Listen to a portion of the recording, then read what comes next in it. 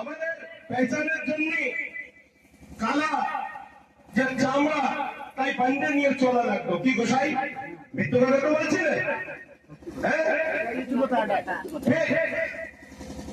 আর আপনাদের কোন পড়ালেখা শিক্ষা দীক্ষায় কোন জায়গায় কোন স্থান ছিল না।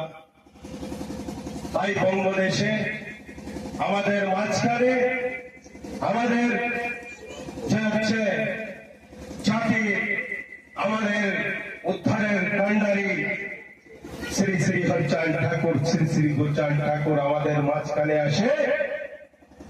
তিনি আমাদেরকে যেরকম মানে আমি বলতে থাকি বলি, আমাদের মাঝখানে এসে হরিচাঁদ ঠাকুর বললেন,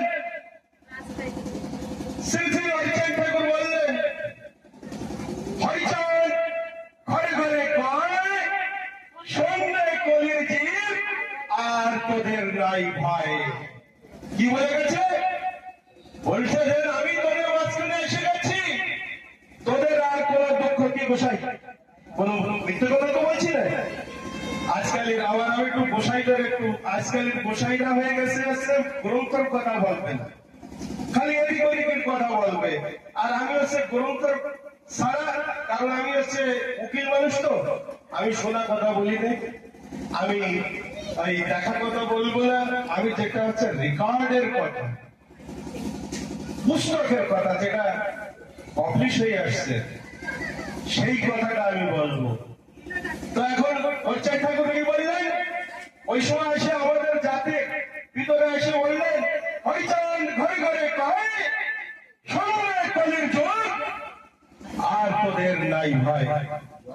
তো এখন আমি বলতে চাচ্ছি, আমি অল্প সময় দেবো, আমি কেবল একটু বাইরে গেছিলাম, মা বোনেরা চর্চা করছে যে আলাপ আলোচনা অনেক হচ্ছে, কিন্তু একটু গান হওয়ার দরকার, অডিয়েন্সের বিচারধারা নিয়ে কাজ করা দরকার।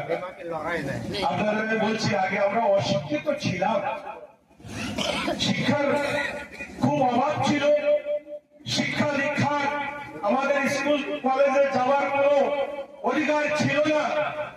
তাই হরিচাঁদ ঠাকুর, গুরুচাঁদ ঠাকুর সেই অধিকার আমাদের দিয়ে গেছে।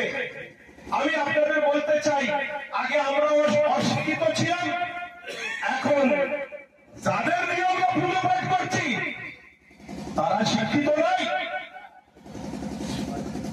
তারা হচ্ছে আমাদের সে বহুত কম পড়ালেখা। আমি বললাম ওদের পড়াটাও শুই যাই, আমি বলে দিচ্ছি। আমার সামনে